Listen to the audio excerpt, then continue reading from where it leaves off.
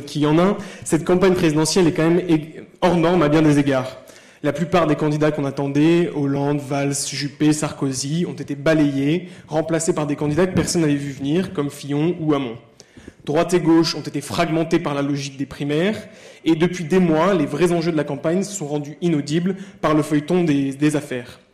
Dans cette configuration inédite, si l'on en croit les sondeurs, Marine Le Pen se dispute avec Emmanuel Macron la tête du premier tour. La prudence est de mise puisque 66% des électeurs seulement sont susceptibles d'aller voter et que leur indécision est très marquée, mais il n'en reste pas moins que c'est peut-être pour la première fois une gauche et une droite de gouvernement exclues du second tour de l'élection présidentielle. Donc dans ce contexte, vous êtes officiellement candidat à l'élection pour la seconde fois.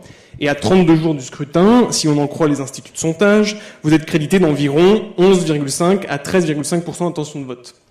Mais contrairement au candidat du PS, Benoît Hamon, avec qui vous disputez la 4e place, vous avez déclaré votre candidature il y a plus d'1 an. Vous avez bien préparé votre campagne et votre programme depuis des années. Et alors qu'en 2012, vous représentiez le parti de gauche et vos alliés du Front de gauche, cette fois-ci, vous faites campagne hors parti, en vous appuyant sur votre mouvement de la France insoumise et sur le programme précis détaillé dans l'Avenir en commun. Aujourd'hui, c'est une autre actualité qui vous mène à l'ESSEC, puisque vous publiez un nouveau livre intitulé « De la vertu », vertu que vous érigez en principe d'action gouvernant la vie en société, une sorte de ligne de conduite collective pour nous apprendre à relier ce qui est bon pour nous et ce qui est bon pour les autres. Dans le contexte que je viens de décrire, et au lendemain de la révélation d'une énième potentielle affaire d'emploi fictif qui a tout de même entraîné la démission du ministre de l'Intérieur, était-ce important de venir nous donner un sens moral à votre programme? Bon. Toutes les questions sont pas aussi longues. J'entreprends depuis un certain temps une reconstruction théorique et idéologique de ma famille de pensée. Le socialisme en France a toujours été singulier par rapport aux autres mouvements socialistes en Europe. Parce qu'il est à la fois l'héritier de la grande révolution de 89, c'est-à-dire de principes qui, d'entrée de jeu, se voulaient universalistes, universels, et dans son second rameau, d'une vision matricée par la classe d'appartenance des individus. Le socialisme, c'est l'action de classe de ceux qui vont construire la société socialiste. Le socialisme français a donc toujours été à cette intersection-là de ces deux grandes idées, donc Jean Jaurès est la figure emblématique. Puis, pour faire bref, les expériences se sont brisées.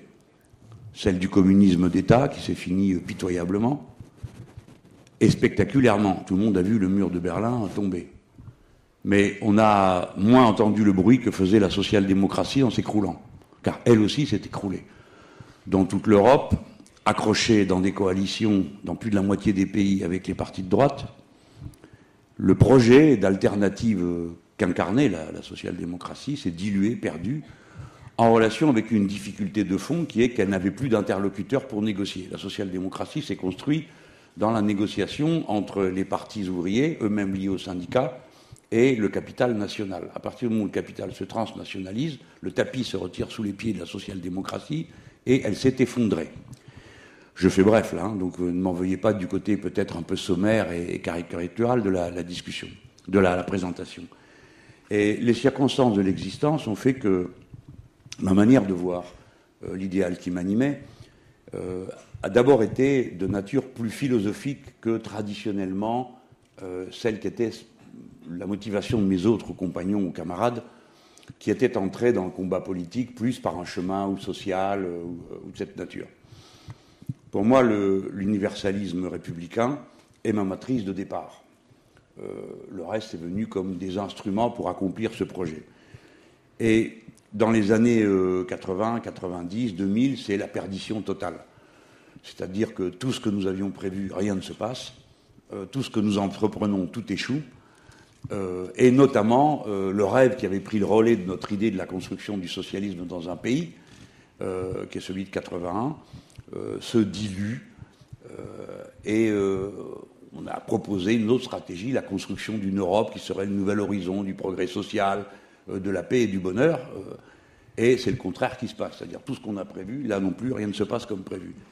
On fait le traité de Maastricht, persuadé qu'on va unifier l'Europe par le marché unique, etc., comme au XIXe siècle, Zollverein avait fait l'Allemagne, ou d'autres pays de cette nature. Et là encore, les choses se passent exactement à l'inverse de ce qu'on avait imaginé. C'est-à-dire qu'au lieu d'aller vers l'Europe sociale, c'est une monstruosité qui oppose les peuples les uns aux autres, qui crée des divisions à l'intérieur des peuples. Et il nous restait comme ultime prétexte la paix. Bon, alors l'Europe, c'était la paix. C'est l'idée, la vieille idée. Pour ma famille idéologique, c'était essentiel. On attribuait aux autres la responsabilité des guerres. Et nous voilà maintenant embringués dans une Europe de la défense, donc le contraire là aussi de ce qu'on voulait faire. Alors, mon entreprise de reconstruction, c'est d'abord par une vision globale et cohérente à l'idée ancienne d'après laquelle l'histoire était exclusivement la dynamique de la lutte de classe pour l'appropriation de la richesse. Je substitue un autre concept qui est l'histoire de la fluctuation du nombre des êtres humains, à l'intérieur de laquelle la lutte de classe est un des aspects. Et cette fluctuation du nombre des êtres humains augmente la prédation sur la nature. 200 000 ans pour atteindre le premier milliard d'êtres humains, à peine 100 ans pour atteindre le deuxième, et nous voici partis être bientôt 11 milliards. Donc la relation que nous avons à la nature change, et tout d'un coup, nous nous apercevons de son importance. Là, je vais faire bref. Le concept, à partir de là, est le suivant. Il n'y a qu'un seul écosystème compatible avec la vie humaine. Par conséquent, est vérifier objectivement ce fait que nous sommes semblables, non seulement par nos besoins, ce qui nous rend a priori égaux en droit, mais par le fait que si nous devons périr, nous périrons tous, parce que nous avons détruit l'écosystème dans lequel nous vivons. Donc une norme arrive de l'extérieur qui nous permet de savoir ce qu'il est juste de faire. Là, c'est de la philo. Qu'est-ce qui est juste de faire? Grande question qui traverse toutes les sociétés, on y reviendra tout à l'heure sans doute. Ce qui est juste de faire, c'est ce qui est compatible avec l'harmonie, non pas entre les êtres humains, car c'est un rêve fou qui n'aura jamais lieu, mais ce qui nous met en harmonie avec la nature et qui va être juste et bon pour tous. Voilà. J'ai fait une synthèse. Je pourrais la justifier par le passé dans l'histoire, mais je préfère que vous me relanciez et puis je dirai à ce moment-là le reste de ma vision. Justement, merci beaucoup pour cette introduction philosophique.